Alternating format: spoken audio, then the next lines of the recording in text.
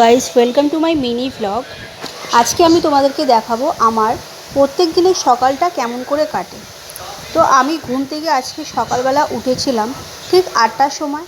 তারপর আমি কি করলাম, গিয়ে জানলাটা খুললাম এবং তারপর আমি এখানে ঘর মুছছি। তারপর আমি চলে যাব স্নান করতে। স্নান ছেড়ে এসে আমার প্রত্যেকদিন সকালের সবার আগে যেটা আমি করি, ঘরটার মুছে ঝাঁটটা দিয়ে গোপালকে সেবা করি। তো গোপালকে সেবা দেওয়ার পর আমি চলে যাই জলখাবারটা খেতে। তো আজকে আমি এই এত অবধি ভিডিওটা শেয়ার করলাম। তো ভিডিওটা ভালো লাগলে আমাকে লাইক কমেন্ট শেয়ার করে জানিও, আর প্রচুর প্রচুর পরিমাণে শেয়ার করে, যাতে আমার 18 জন ফ্যামিলি থেকে 18,000 ফ্যামিলি হয়ে যায় খুবই তাড়াতাড়ি। তোমাদের সাপোর্ট, তোমাদের ভালোবাসাতেই হবে সেটা সম্পূর্ণভাবে।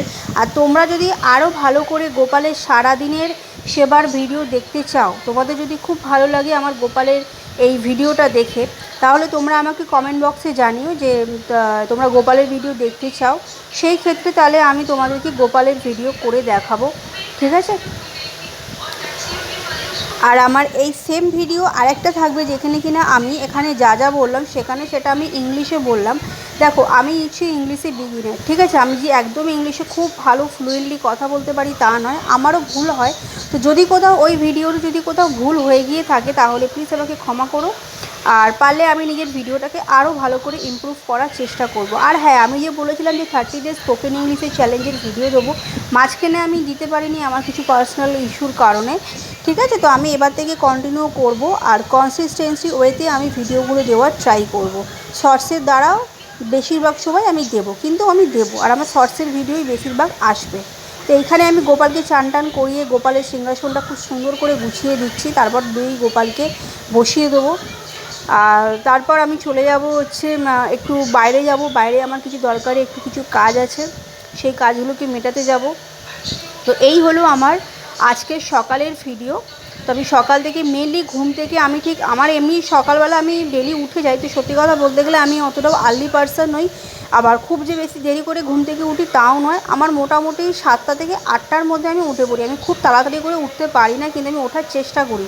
হ্যাঁ, অবশ্য আমার পরীক্ষা চলাকালীন আমি তখন ভোরবেলা উঠে পড়তাম, 5টা 6টা এরকম টাইম করে আমিও উঠতাম। তখন একটা মাথায় প্রেশার থাকে।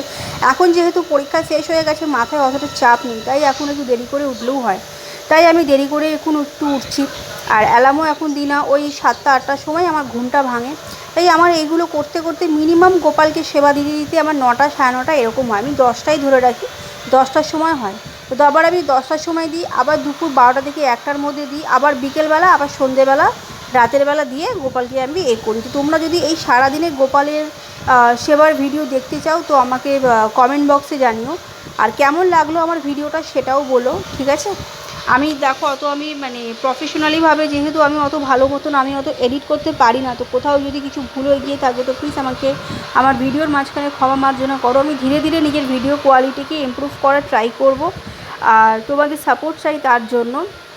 তো এখানে আমি গোপাল ঠাকুরের মন্ত্রটা বলে দিই, যেটা আমি কিনা প্রত্যেক দিন বলি, হরে কৃষ্ণ কৃষ্ণ কৃষ্ণ হরে হরে, হরে রাম রাম রাম হরে হরে। এটা বলেই আমি গোপালকে স্নানও করাই, আর এটাই হচ্ছে আমার মেন মন্ত্র, যেটা আমি চ্যান্টিং করি।